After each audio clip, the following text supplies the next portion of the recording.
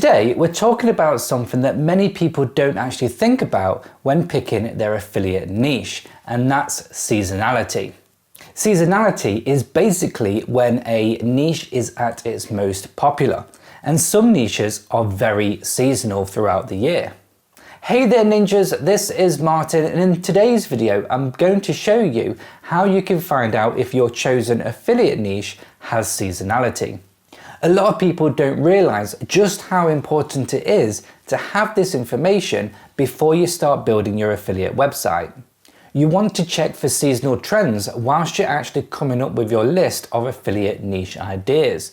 This is going to save you a lot of time in the long run.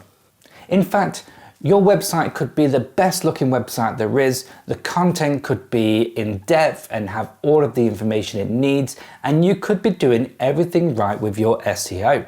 But if your chosen niche is very seasonal, then you might only be making sales a few months of the year. So let's get to the laptop and I'll show you how to check for seasonality for your affiliate niche, and I'll also show you some examples.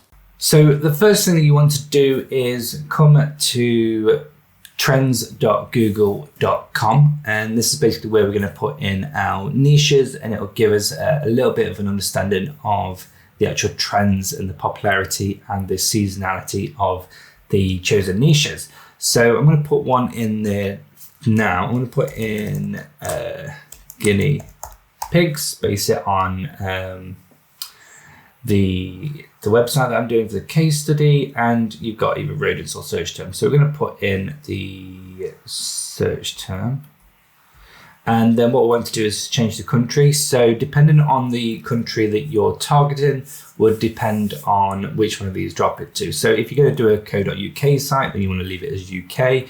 If you're going to do a .com, then I would put it as United States.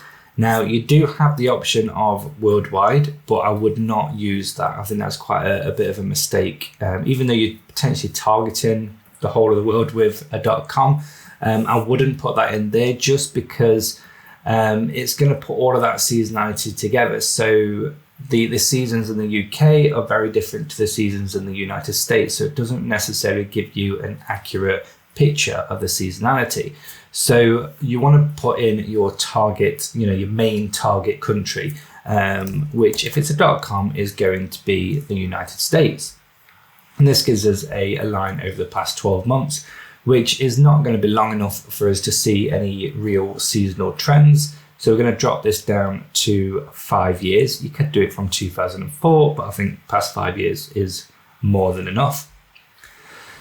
And that's just basically going to change this. So what we can see from this trend is that the trend is actually going up. Well, it actually went up in 2020, which, to be honest, you would notice that quite a lot with a lot of niches because of the COVID and the lockdown. There were more at-home things, so that could impact the trends quite significantly. And then obviously as we come out of lockdown, it's kind of dropped down, but it is still higher than it was back 5 years ago. Now there's no real seasonality to this niche, to the guinea pigs, because people have pets throughout the entire year. It doesn't matter if it's summer, winter or whatnot. So you wouldn't expect there to be much seasonality when it comes to a pet niche. Things like dogs might peak at Christmas when get them for presents and stuff, but you shouldn't tend to see any dramatic peaks. I mean, look, like I say, we've got a peak there in December, another peak in December. So apparently this guinea pigs are popular at Christmas as well, around about December again. So yeah, there's no real seasonality. So you would expect sales and traffic to be fairly consistent with this niche throughout the year. Now, if we look at another one, so if we look at barbecues, for example, so barbecue. Now, this one is obviously, as you can see, it's completely different. So there is some clear trends going on here. So what this basically shows us is that barbecues become more searched for and more popular. Well, they start in April in the US, and that goes up to one of its highest in May. Then it slightly comes down here in June, and then it's back up again in July at its highest. and then there's a sudden decline, and it starts going down around about August, September, and then we're looking down in October, November, so the winter months basically, that it's down, and then it starts to peak up in April. And then we've got it again here. And we can see that that is obviously repeated the past 5 years. So it's clearly up and down, up and down. So what this tells us is that you're going to, the trend line is at 50, so it's still relatively popular. And that makes sense because obviously the summers are so much different in the US than they are in the UK. And even in some of the colder months in parts of America, it's still nice and hot. So what that clearly shows us is that you will still get traffic and sales in the winter months, but coming into the summer, you're going to see even more. So it's just worth bearing that in mind when you're doing your campaigns, and when you notice a drop in sales. So if you're doing really well and your site's doing really well up until about July, August, and then you think your sales are going down, then there's a good chance that it's actually seasonality which is causing that. One that really does show clear seasonality is snowboarding. So if we look at that straight away, I mean, ignoring this big peak in 2018, and maybe something happened in the news or something like that, I'm not sure. But we can see some very drastic seasonality here. So looking at this, it starts picking up November, end of October, beginning of November, peaks in January, and then it declines in February, March. So you can see that there is a peak there. But generally the overall trend of this niche is actually very low. So this is an example of a niche that I personally wouldn't actually go into because it doesn't really trend that much. And at the same time, it's the time that it is trending is actually very short. So you could say that, you know, a good 9 months of the year, you're not going to be getting that many sales. So you've got to question whether it's worth the ROI based on this niche. Obviously, I haven't done any more research into this specific niche, but it does show some clear differences. Now, if we compared this to another sport, so let's say tennis, and compared that, we can see a big difference. I mean, it's still got the peak in this month. I don't know much about tennis, so I don't know if that's like Wimbledon or whatnot. I don't know, I'm not sure what sports there are. But you can clearly see that there's quite a difference in the actual seasonality. With tennis, it's fairly consistent. And we could do another sport. So let's say we look at golf. We can have a look at that one as well, and we can see that golf has some clear seasonality. So you can see it here. So it starts getting bigger, it starts going up around about February, it goes up, and then it starts coming down around about September. So when we compare that with the snowboarding niche, for example, the snowboarding niche had its peak for around about 3 months, whereas golf has its peak around about 7-8 months. So there's a lot more time throughout the year where you're going to be generating a lot more of your sales, and the tip of the peak lasts a lot longer as well. So the actual highest sales that you're potentially going to get are going to be between what we're looking at April and August. So for that whole amount of time, it's at its peak. Whereas when you compare it with snowboarding, it's really only at its peak for 1 month of the year, maybe even 2-3 weeks. So hopefully that just shows you the difference in seasonality and whatnot.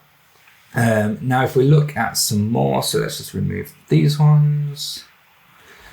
Remove.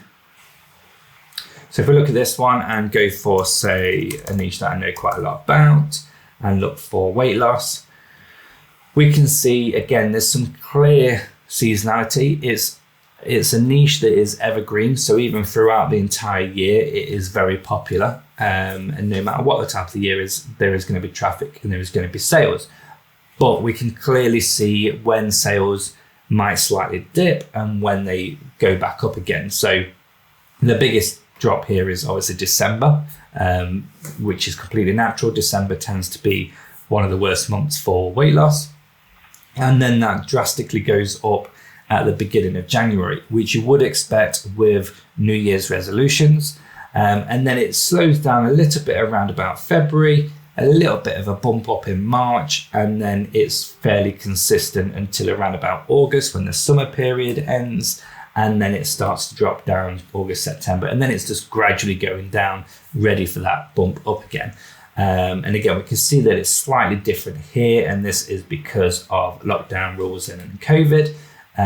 So that's kind of skewed it a little bit, but you can clearly see that the seasonality and the fact that it is high interest throughout the year in general. And then if we look at something, say like fitness, let's go physical fitness, we can see that again, that is pretty consistent.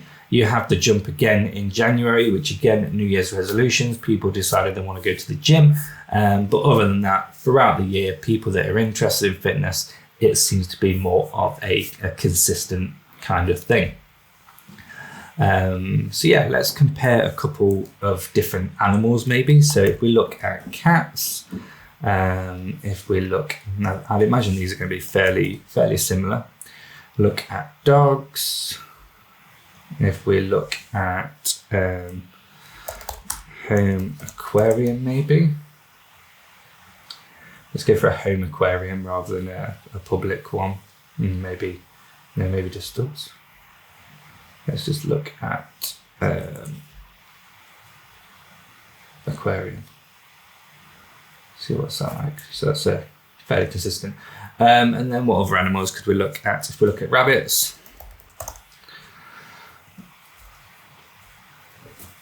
Okay, so from this, we can see that the most popular animal is the dog. And we can actually see that the trend of dogs is fairly consistent. We have more people in the summer months searching for dog stuff, which you might expect with people going on holiday and stuff with their dogs and taking them out for more walks. But from here, it's fairly consistent and it is actually growing. So the actual niche of dogs is actually going up. Same with cats. So the niche of cats is actually going up here and it's actually fairly consistent. There's not much trending on this. If we just remove this one, we can see that it's actually going up here and it's fairly consistent throughout the year. And then we can look at the aquarium niche, which is this one. And as you can see, again, that's fairly consistent. It's not going up, it's not going down. But there is slightly more seasonality when it comes to things. You can clearly see that in the summer months is when people more likely go to aquariums or get fish or get aquariums. And I think that's probably because of like some holidays, things like that. And then if we remove that and just look at rabbits, we can definitely see some interesting trends. And I wouldn't have actually thought about this trend. But it's fairly consistent. It's not up, it's not down overall the past 5 years. So it's a consistent evergreen niche.